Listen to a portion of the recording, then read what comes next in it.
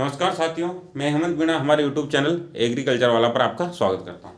जैसा कि आपने पीछे देख लिया होगा, अपन क्या पढ़ने वाले हैं, रेस्पिरेशन के बारे में।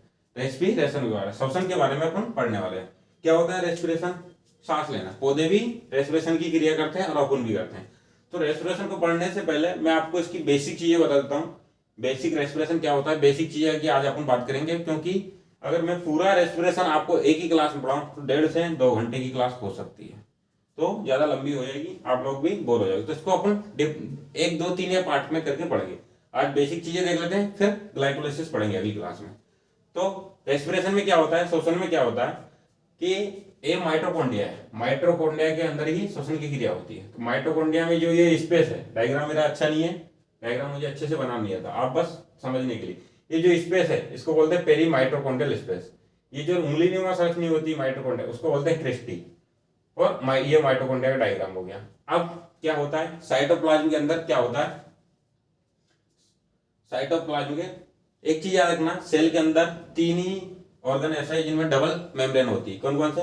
एक तो अपना माइटोकॉन्ड्रिया, मैंने आपको सेल डिवीजन या सेल पढ़ाया था तब बताया था सेल बायोलॉजी में। एक तो माइटोकॉन्ड्रिया हो गया, एक साइटोप्लाज्म हो गया, एक न्यूक्लियस।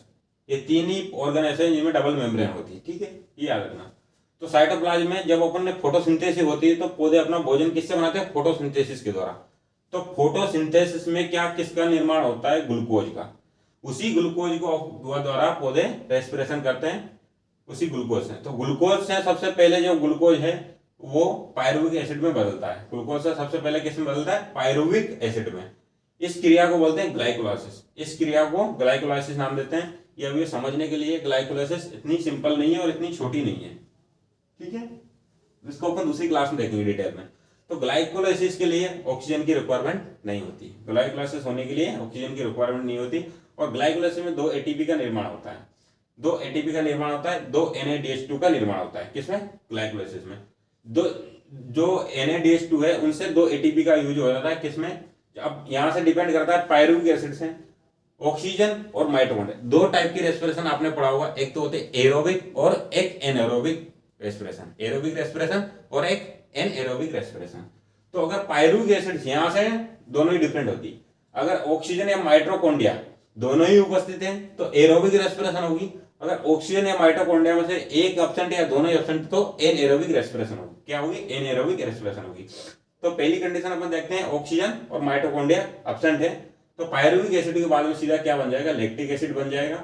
इस क्रिया में 2 एटीपी का यूज हो जाएगा, लैक्टिक एसिड बन जाएगा। इसी को बोलते हैं एनएरोबिक रेस्पिरेशन। इसी को बोला जाता है एनएरोबिक रेस्पिरेशन। क्या बोला जाता है? Anaerobic respiration. फिर आगे देखते हैं दूसरी स्थिति अपन देखते हैं। मान लो अपने पास क्या है, माइटोकॉन्ड्रिया भी है और ऑक्सीजन भी है, तो उनकी उपस्थिति में कौन सी रेस्पिरेशन होगी? एरोबिक रेस्पिरेशन होगी। तो सबसे पहले जो यहां से पायरुविक एसिड के बाद में ये पेरी माइटोकॉन्ड्रियल स्पेस होता है, इसके अंदर क्या होता है, क्या बनता है? पायरुविक एसिड से बनता है एसिटाइल कोएंजाइम। यहाँ पे पायरुविक एसिड है, ये पायरुविक एसिड है, यहाँ पहुंचता है पेरीमाइटोकॉन्ड्रियल स्पेस में।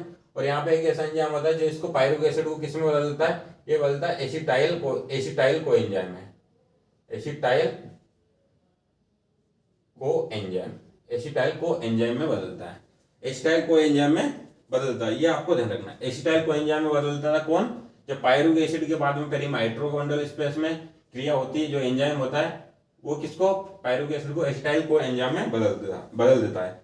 अब जो यहाँ पे जो होता है 2 NADH2 का निर्माण होता है। यहाँ पे जो पायरुविक एसिड एसिटाइल कोएंजाइम में बदलता है तो यहाँ 2 NADH2 का निर्माण होता है, ठीक है, ये आपको याद रखना है। अब एसिटाइल कोएंजाइम से इसको जो ये होता है माइटोकॉन्ड्रिया के अंदर जो साइटोप्लाज्म होता है इसको बोलते हैं मैट्रिक्स। क्या बोला जाता है? मैट्रिक्स बोला जाता है, ठीक है। अब ये मैट्रिक्स के अंदर एसिटाइल कोएंजाइम जो है किसमें? एसिटाइल कोएंजाइम मैट्रिक्स से किसमें हो जाता है? ये इसके बाद में एसिटाइल कोएंजाइम किसमें? इसके बाद में क्रेब्स साइकिल स्टार्ट हो जाती है। कौन सी साइकिल? क्रेब्स साइकिल स्टार्ट हो जाती है। कौन सी साइकिल स्टार्ट हो जाती है? Krebs cycle. इसके बाद में क्रेब्स साइकिल स्टार्ट हो जाती है, ठीक है। कौन सी साइकिल स्टार्ट हो जाती है? क्रेब्स साइकिल स्टार्ट हो जाती है, ठीक है। आपको क्या याद रखना है? क्रेब्स साइकिल इनको अपन बाद में पढ़ेंगे, क्रेब्स साइकिल को बाद में पढ़ेंगे। क्रेब्स साइकिल के बारे में अपन बाद में पढ़ेंगे। अभी आपको एक अंदाजा लगाना है, मोटा मोटा समझना है। क्या चीज समझनी है आपको कि यह माइटोकॉन्ड्रिया का डायग्राम है, माइटोकॉन्ड्रिया का डायग्राम है। इसमें क्या होता है, जो स्पेस होता है इसको पेरीमाइटोकॉन्ड्रियल स्पेस बोलते हैं, जो झिल्ली नुमा उंगली नुमा संरचना उसको क्रिस्टी बोलते हैं, और जिसका साइटोप्लाज्म होता है माइटोकॉन्ड्रिया उसको मैट्रिक्स बोलते हैं। ठीक है। अब रेस्पिरेशन में क्या होता है कि साइटोप्लाज्म से अपन ग्लूकोज का निर्माण, फोटोसिंथेसिस में ग्लूकोज का निर्माण होता है। तो ग्लूकोज जब पायरुविक एसिड में टूटता है, ग्लूकोज जब पायरुविक एसिड में टूटता है तो उस क्रिया को क्या बोलते हैं, ग्लाइकोलाइसिस बोला जाता है। ग्लाइकोलाइसिस होने के लिए ऑक्सीजन की रिक्वायरमेंट नहीं होती है, ग्लाइकोलाइसिस होने के लिए कोई भी ऑक्सीजन की आवश्यकता नहीं होती है। और ग्लाइकोलाइसिस में 2 ATP और 2 NADH2 का निर्माण होता है। किसका निर्माण होता है, 2 ATP का, 2 NADH2 का। जो 2 ATP बनती है वो कहाँ पे यूज हो जाती है, जब पायरुविक एसिड से जब ऑक्सीजन और माइटोकॉन्ड्रिया एब्सेंट होते हैं तो पायरुविक एसिड से क्या बनता है, लैक्टिक एसिड बन जाता है, जिसको बोला जाता है एनएरोबिक रेस्पिरेशन। एनएरोबिक रेस्पिरेशन होती है, पायरुविक एसिड से क्या बनता है, लैक्टिक एसिड, एनएरोबिक रेस्पिरेशन होती है। तो उसमें क्या होता है, ये 2 ATP का यूज हो जाता है, तो उसी को बोला जाता है लैक्टिक एसिड। पायरुविक एसिड से लैक्टिक एसिड का बनना क्या होता है, एनएरोबिक रेस्पिरेशन। एरोबिक रेस्पिरेशन कब होगी, जब ऑक्सीजन और माइटोकॉन्ड्रिया दोनों उपस्थित होंगे, तब जाके एरोबिक रेस्पिरेशन होगी। तो एरोबिक रेस्पिरेशन वाली कंडीशन में क्या होता है, पायरुविक एसिड से जो पेरीमाइटोकॉन्ड्रियल स्पेस होता है उसमें एक ऐसा एंजाइम होता है जो पायरुविक एसिड को एसिटाइल कोएंजाइम में बदल देता है। पायरुविक एसिड से क्या बनाता है, एसिटाइल कोएंजाइम, और इसमें 2 NADH2 का निर्माण होता है। ठीक है, ये आपको याद रखना है। फिर जो मैट्रिक्स होता है माइटोकॉन्ड्रिया का, उससे जो एसिटाइल कोएंजाइम अपना बनाए उसके द्वारा क्रेब्स साइकिल स्टार्ट हो जाती है। ये प्रक्रिया है, उसके बाद में क्रेब्स साइकिल स्टार्ट हो जाती है। ठीक है, तो इस क्रेब्स साइकिल में क्या क्या बनता है ये आप देख लो। क्रेब्स साइकिल में क्या क्या बनता है, 6 तो बनते हैं NADH2, ठीक है, 2 बनते हैं GTP, और GTP किसके बराबर है, ATP के बराबर है। GTP किसके बराबर है, ATP के बराबर है। ठीक है, और 2 बनते हैं